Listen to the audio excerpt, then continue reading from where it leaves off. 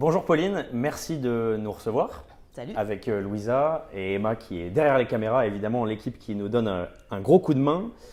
Pour commencer directement cette interview, ça fait plus de 8 ans que tu es ici, tu es partenaire chez Elaya, merci de nous recevoir chez vous.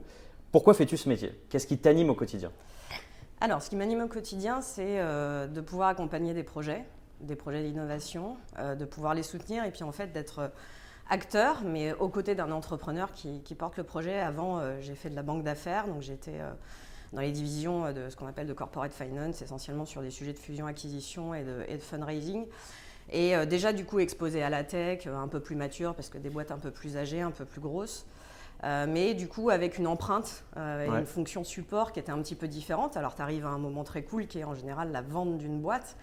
Donc c'est la matérialisation d'un moment important, souvent aussi pour l'entrepreneur en termes de patrimoine et d'argent, donc c'est assez festif. Et puis en fait du coup tu arrives dans ce métier-là en bout de course. Et en fait j'avais vraiment envie de pouvoir mettre à contribution un certain nombre de choses que j'espère faire bien, mais de le faire tout au long de la vie de la boîte et pas juste au moment de la sortie. Et puis il se trouve aussi qu'à titre personnel dans la vie, je suis mariée avec un entrepreneur de la tech. D'accord. Donc je vois ça toute la journée un peu à la maison. Et c'est vrai qu'il y a une dizaine d'années, j'ai moi aussi eu envie d'y participer.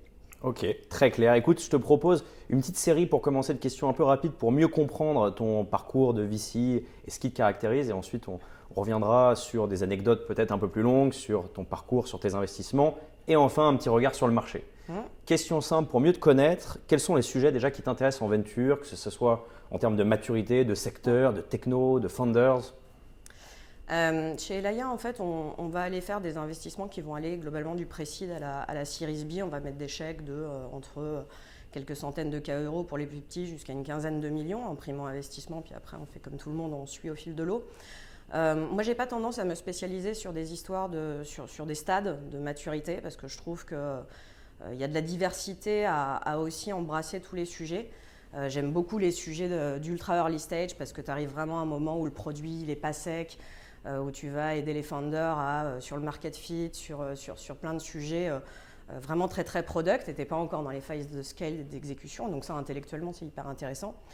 Et les phases de scale et d'exécution, elles sont intéressantes aussi parce que pour le coup, là, mon passé d'avoir vu des boîtes entre guillemets un peu plus grosses stage se met bien en valeur et du coup, tu es sur des étapes où faut dérouler du câble, mais il faut le dérouler vite avec une grande qualité, continuer de structurer des équipes internationales. Donc, c'est pas trop le stade qui m'anime. Après, j'ai des sujets sur lesquels j'aime bien me concentrer, notamment toutes les technologies assez transverses qui viennent donner des nouvelles vagues d'innovation dans le commerce, donc ce qu'on appelle la retail tech. Aussi les sujets autour de la transformation digitale des entreprises, un peu au sens large.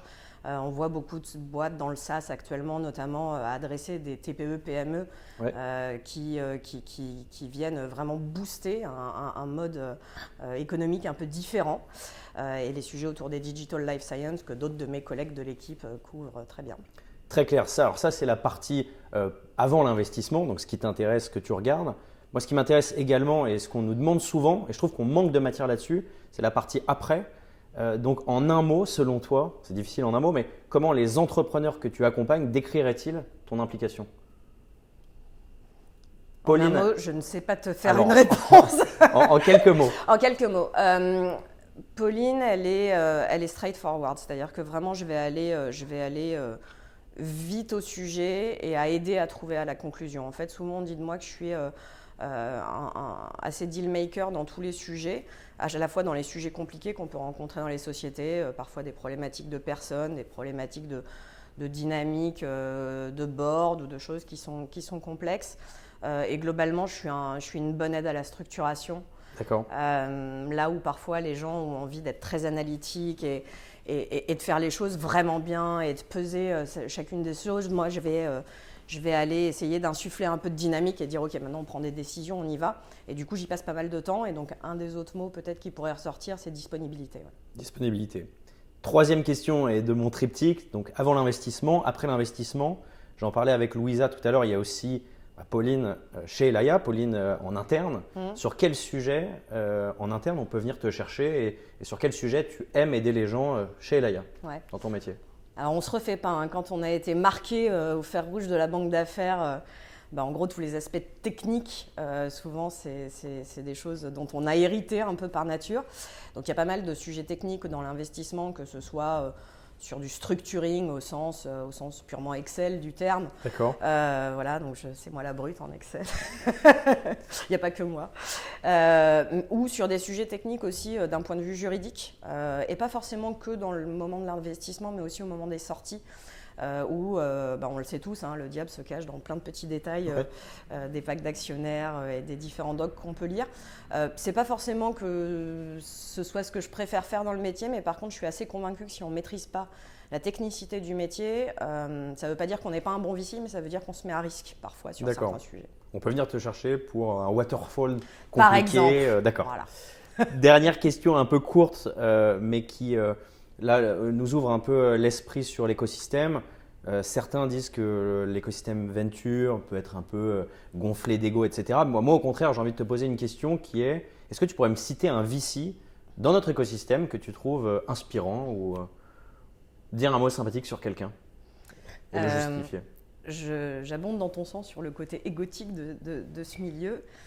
Ce qui ne devrait pas être, hein, juste au passage, parce que la réalité, c'est que les vrais créateurs de la valeur, c'est les entrepreneurs, et que les VC, ils amènent des choses et ils ont un certain talent, mais à la fin, le succès, même s'il est partagé, il est quand même très très pondéré chez les entrepreneurs, et je pense que ça, c'est quand même super important de ne pas l'oublier.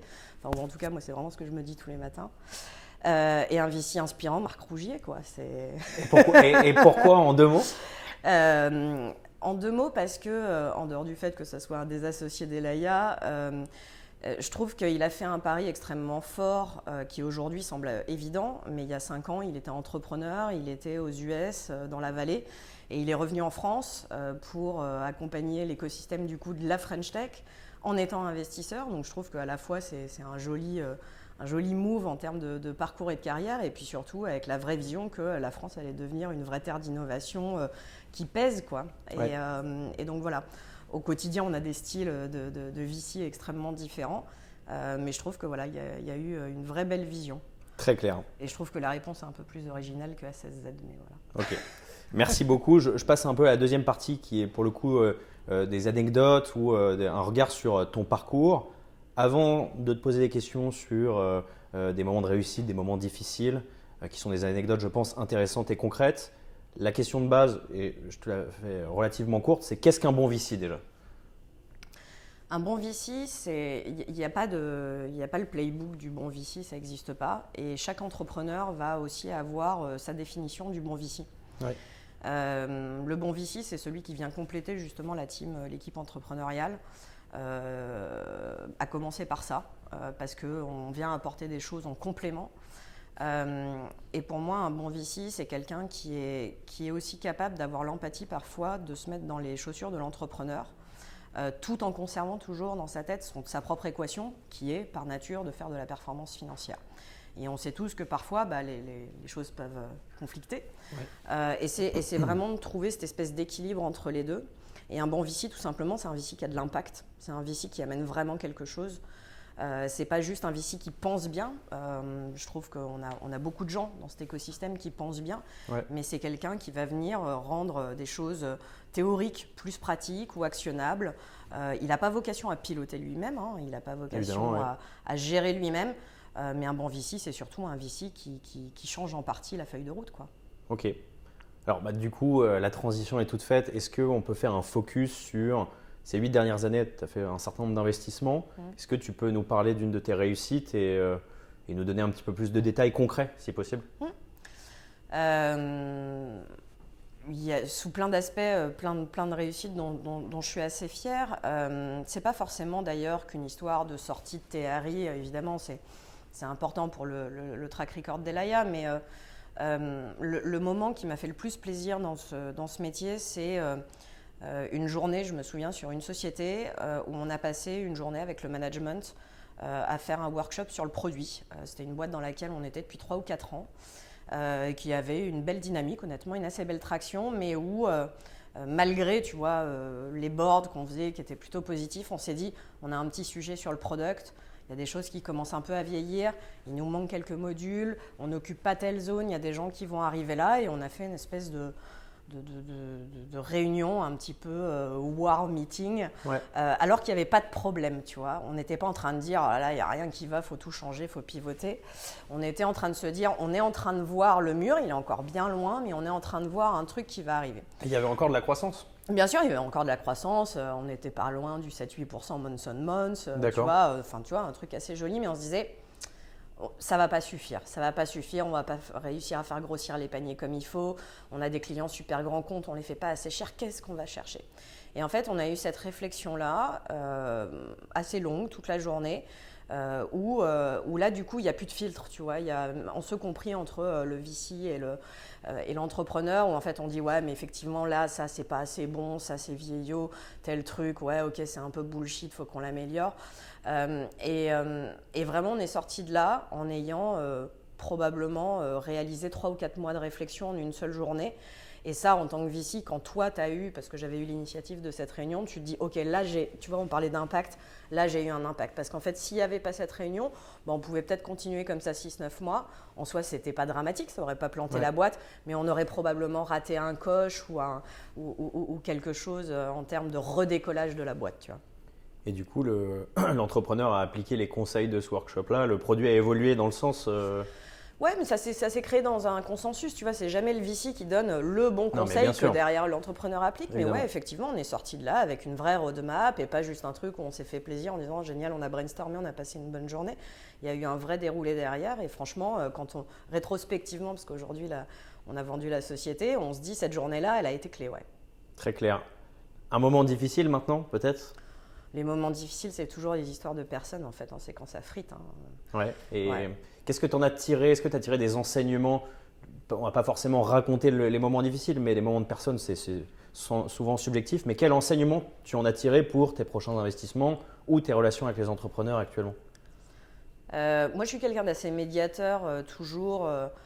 Et c'est marrant, sur une des sociétés, un jour, les gens disaient « Mais qu'est-ce que vous allez apporter ?» Et on disait on va résoudre vos problèmes.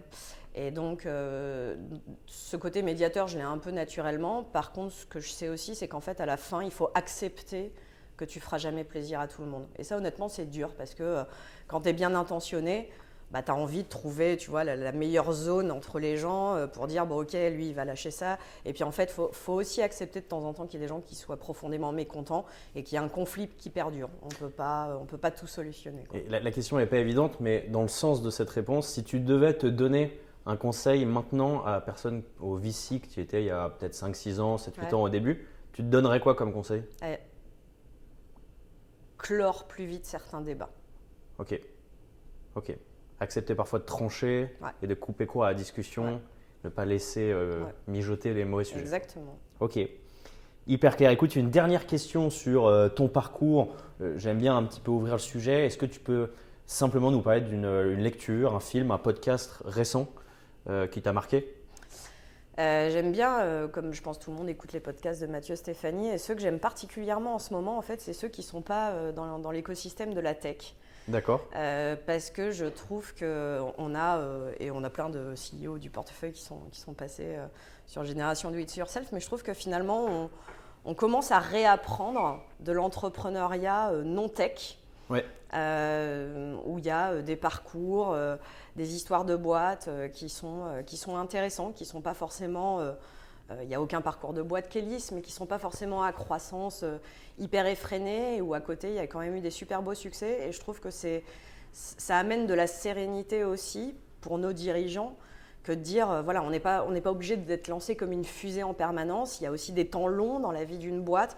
Et je trouve que dans les sociétés hors tech, il y a pas mal de choses à aller rechercher. Il y a un épisode qui te vient en tête ou pas ? Je sais pas, il n'y a pas très longtemps, j'ai écouté celui des fondateurs de Veja. D'accord. Tu vois, c'est bon, en dehors du fait que c'est très bien ce que fait la boîte, quand le mec il t'explique qu'il est là à aller chercher ses producteurs au Brésil pour les matières premières des trucs, qu'ils y connaissent absolument rien, qu'en fait ils sont partis avec une idée. Tu vois, c'est pas de la techno, mais finalement le miroir fait par rapport à la technologie, je trouve, fait sens parce que c'est les mêmes démarches en fait à chaque fois. Par contre, c'est sympa de l'entendre d'entrepreneurs non techno. Très clair. Écoute, merci pour cette réponse. Troisième et un petit peu dernière partie, on en parlait avant avant de filmer, la partie un peu marché. On sait très bien que le marché bouge, il y a plein de licornes, il y a plein de sujets, les valorisations. On ne va pas rentrer dans ce débat-là, mais peut-être pour lancer et avoir ton avis sur le sujet, comment aujourd'hui on gagne un deal quand on est VC, face à la compétition de plus en plus accrue des investisseurs sur le marché. Ouais. Comment on gagne un deal? Pour moi, il y a à minima 2 choses clés dans les temps actuels. Faut donner un ordre, c'est pas forcément cet ordre-là qui marche à chaque fois, mais il faut être expert et il faut être rapide. Tu peux pas gagner un deal si tu n'es pas rapide. Les temps longs dans lesquels on travaillait il y a encore 2-3 ans, du type, tu as un dossier qui arrive, tu passes 2-3 jours à regarder, et puis tu prends un meeting pour 4-5 jours après, et puis après il te faut 4 réunions pour faire l'analyse, et puis après t'en parles, et puis voilà, non, ça marche plus. C'est quoi le cycle là pour toi du coup maintenant? Le nouveau cycle? Le nouveau cycle, je ne sais pas s'il n'y a plus grand chose de standard, mais il faut avoir une opinion assez claire maintenant en moins de 2 semaines sur les dossiers. Ouais. Ok, donc rapidité. Rapidité, c'est hyper important, et c'est important parce qu'il y a de la compète, mais pas que, aussi parce que ça te met dans une position où tu montres à l'entrepreneur que le jour où il part avec toi, tu es réactif sur les sujets, tu es sur la balle, tu traites les choses. Expertise parce que y a beaucoup d'acteurs dans le marché, tous avec des moyens accrus de génération de fonds en génération de fonds. On a tous des fonds sensiblement plus gros que les générations précédentes. Et donc du coup, vu que ça ne se joue pas entre guillemets à la taille du chèque, ça se joue à la qualité de la discussion. Et c'est une des raisons pour laquelle, sans forcément parler de VC ultra spécialisés, mais à minima dans des équipes d'investissement, il faut qu'au travers des différents membres, tu sois extra expert sur un sujet. Et les feedbacks qu'on a souvent chez les entrepreneurs, quand on leur demande, une fois qu'on est plus à la cool, on a signé et tout, pourquoi vous nous avez choisi? Une grande majorité des réponses, c'est on a eu des discussions au bout de 20 minutes sur des sujets product ou techno qu'on avait eu avec personne d'autre dans des niveaux de profondeur vachement plus importants. Mais quand tu dis expert sur un sujet, est-ce que c'est expert sur une verticale? C'est-à-dire je connais très bien l'environnement concurrentiel parce que j'ai fait des investissements en digital health et je vais pouvoir t'apporter ce regard-là, ou ça peut être aussi expert sur recruter une équipe commerciale, un sujet des sujets transverses? Pour moi, c'est plutôt quand même sectoriel parce que nous, on intervient quand même dans le bucket un peu général de l'early stage. Et en early stage, tu es encore beaucoup centré sur des sujets autour du produit, du go-to-market, tu vois, de choses qui sont avant même la structuration, la commercialisation, même si c'est des enjeux concomitants. Hein, donc, il faut qu'on comprenne profondément le sous-jacent. Okay. Je sais pas plus tard que la semaine dernière, je regardais un sujet fintech avec des structurations sur des véhicules, des agréments, des trucs complexes. Eh ben, si tu sais pas ça, tu vas pas poser les bonnes questions et tu vas être trop apprenant pendant le meeting, de sorte qu'à la fin, tu feras pas la différence. Ouais. Alors que quand au bout de 3 minutes, tu dis ok, tac, tac, tac, en fait, tu vas faire ça. Est-ce que tu as choisi tel format plutôt que tel format? Le gars, il disait waouh. Bon, et tu sais que là, tu as marqué un point, tu as marqué quelque chose, non seulement parce que tu sais, mais surtout si tu sais, ça veut dire que tu t'es vraiment intéressé au sujet. Le gars, il se dit en face, ah bah ouais, elle a vraiment regardé cette problématique-là, quoi. Donc, si je résume, la rapidité, on en a parlé, oui. La verticalisation, il y a 2-3 paramètres sur lesquels j'aimerais t'entendre. Le premier, il est facile, c'est le marketing. Ouais. Le marketing aujourd'hui, c'est un peu le corollaire du deuxième point qui est celui de se verticaliser. Il faut après faire en sorte que l'entrepreneur soit au courant, ça se sache. Ma question est la suivante. Comment tu différencies le marketing d'un fonds et le marketing individuel? Est-ce que les deux doivent être complémentaires? Quel est ton avis sur le sujet? Alors, moi, je suis extrêmement mauvaise en marketing personnel. Tu vois, ouais. L'exercice qu'on fait aujourd'hui, ce n'est pas un exercice que je fais régulièrement. Je trouve que c'est important de commencer par le marketing de la firme parce que la firme, elle va t'accompagner sur toute ta durée de vie. On espère que les gens aussi, mais tu ne peux jamais d'une part gager que tous les gens qui composent la firme sont là sur la durée de vie de la boîte chez Elaya. Et aussi parce que quand tu vends une marque comme Elaya, tu ne vends pas du Pauline, du Marc, du Sam, tu vends l'accès à des ressources, l'accès à des perks, l'accès à certains avantages qu'on met en place, qu'on essaye de leverager. mais tu n'es pas en train de dire tu vas bosser qu'avec Pauline et puis tu n'auras jamais le droit de parler à qui que ce soit d'autre. D'accord. Tu vois, moi, mon background MNF est que il y a pas mal de sujets, de réflexion, quand il y a des sujets potentiellement de fusion qui arrivent ou de build-up ou de trucs où on me met à contribution. Et quand bien même, ce n'est pas le suivi de mes lignes, et des fois, on vient me dire tiens, qu'est-ce que tu penses de ça tout simplement parce que j'ai un peu plus d'expérience sur ces sujets-là. Et moi, je vais aller solliciter de temps en temps des gens en interne qui ont vu d'autres problématiques sur lesquelles moi, j'ai été moins exposée. Donc pour moi, un entrepreneur, il doit d'abord faire l'assessment de est-ce que cette boîte-là, elle va m'apporter plein de choses. Ouais. Et là où l'individuel est hyper important, c'est qu'en fait, oui, ça va être ton touch point, le directeur d'investissement ou le partenaire avec lequel tu vas travailler, ça va être ton point de contact privilégié. Donc il faut évidemment que ça se passe bien. Après, pour moi, du coup, c'est autre chose. C'est beaucoup plus une question de fit humain, de relation de confiance, beaucoup plus que du marketing perso. D'accord. Le 4e paramètre, c'est celui du prix, il est facile. Ouais. On sait très bien que ça évolue, que les valorisations s'envolent, etc. Est-ce que c'est une arme aujourd'hui parce que la question de base, c'était comment gagner des deals. On a donné les 3 premiers paramètres. Ce 4e-là, tu penses que c'est une arme? Est-ce que c'est dangereux au contraire? Quel est ton avis sur le sujet? On est assez aligné chez Elaya et on est assez aussi connu pour être des gens qui payons dans le marché, c'est-à-dire on n'est pas hors marché, on vit dans le même monde que les autres. Par contre, on ne fait pas partie des gens qui gagnent les deals sur les deal terms. Il y a une grande partie des sociétés qu'on rentre en portefeuille sur lesquelles, pareil, on nous fait le feedback une fois que les choses sont détendues, de dire vous n'étiez pas du tout la meilleure term sheet. D'accord. Donc c'est là où, tu vois, quand tu dis comment on gagne des deals, heureusement qu'il n'y a pas que ça qui fonctionne.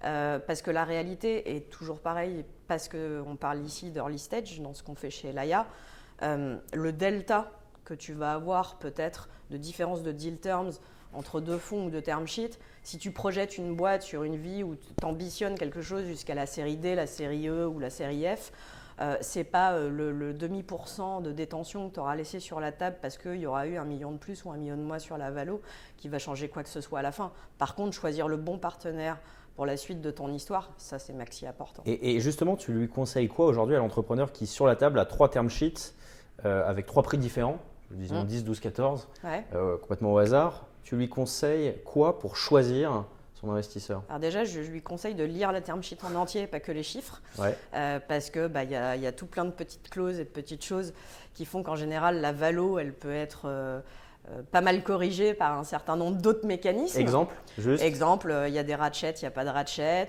Exemple, est-ce que la liquidation préférentielle, elle est simple, elle est participating, est-ce qu'elle est simple à une fois garantie ton investissement, à plus que ça.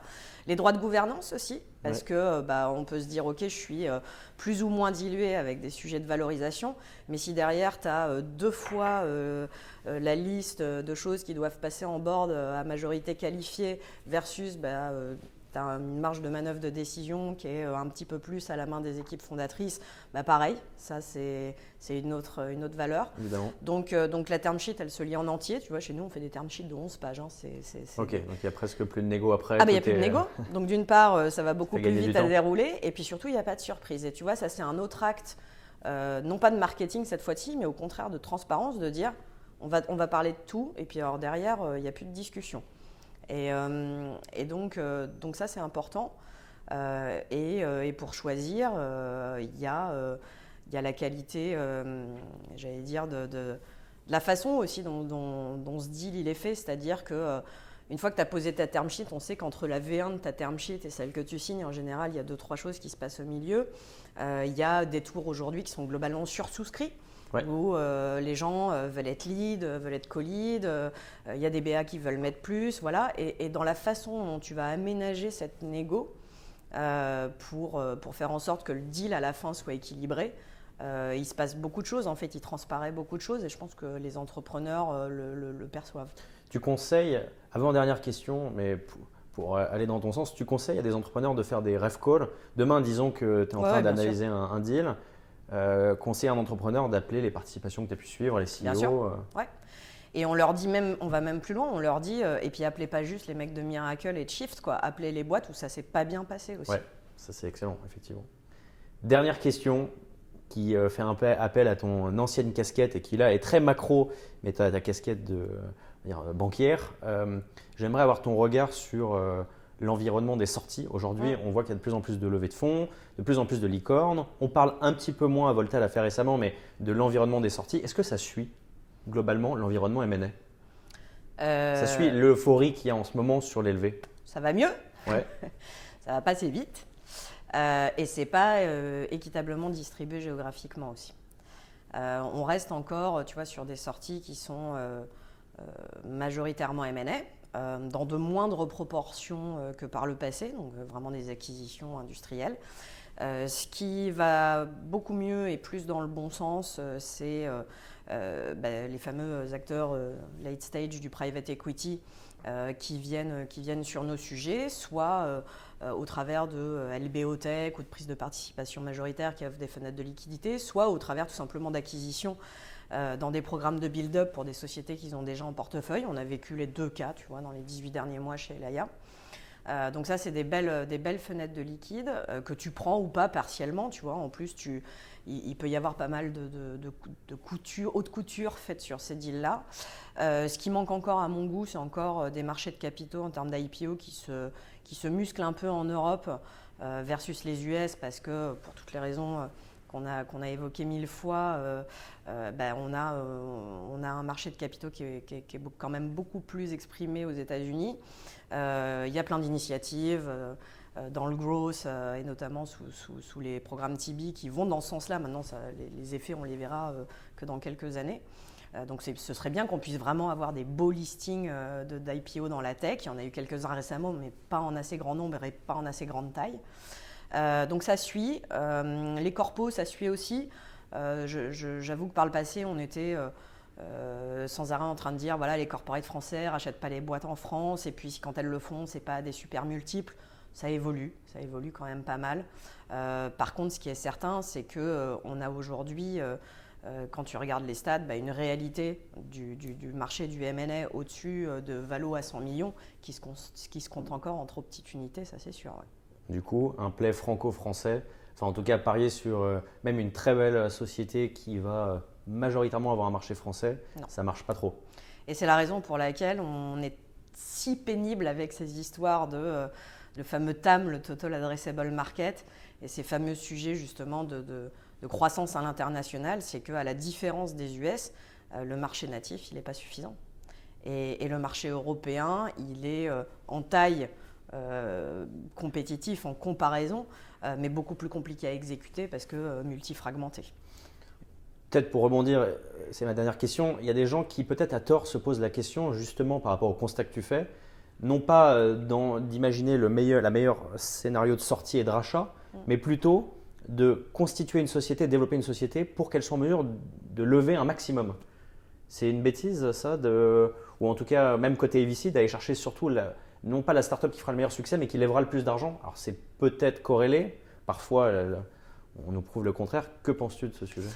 En fait, ni l'un ni l'autre. En fait, ce qui est important, c'est le ROI du cash. Oui. Évidemment, plus les fonds vont être gros, plus on va avoir d'ambition sur la taille des sociétés. Tu vois, nous, on gère des véhicules qui sont de l'ordre de 200 millions d'euros en taille. Donc, on doit avoir des boîtes qui ont vocation à, évidemment, sortir des frontières hexagonales, à avoir des ambitions mondiales, à avoir une certaine vélocité et du coup aussi à requérir du capital parce que nous, on est dans l'envie d'investir et de supporter. Par contre, sur financer une société qui à la fin exécute pas correctement, c'est ça le problème. Et donc du coup, ce à quoi on fait très attention, c'est d'avoir le bon dosage de cash dans des boîtes par rapport à leur maturité et à leurs étapes subséquentes d'ambition.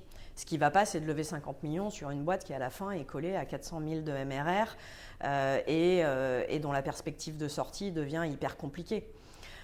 Et vaut mieux avoir levé moins et avoir fait une plus petite sortie, même si à nouveau, ce n'est pas ce qu'on cherche, mais où tu as un équilibre du cash et donc une rémunération à la fois des VC, des actionnaires et du coup aussi des entrepreneurs, parce que les fameuses liquidations préférentielles et tout un paquet de clauses ne s'appliquent pas, et donc du coup qui fait que le partage de la valeur, parfois même dans des plus petits chiffres, il fait du sens. Donc en fait, lever de l'argent, oui, avoir de l'ambition, oui, Mais par contre, avec la qualité d'exécution qui va avec. Et si la machine commence à tousser, réinjecter de l'argent à marche forcée, en général, est une très mauvaise idée. Ouais. Très clair. Merci Pauline. Merci à pour toi. ton temps. Merci à Louisa pour son aide. Merci à Emma et à l'équipe du Crayon. Et un grand merci de nous avoir accueillis dans vos locaux. Plaisir.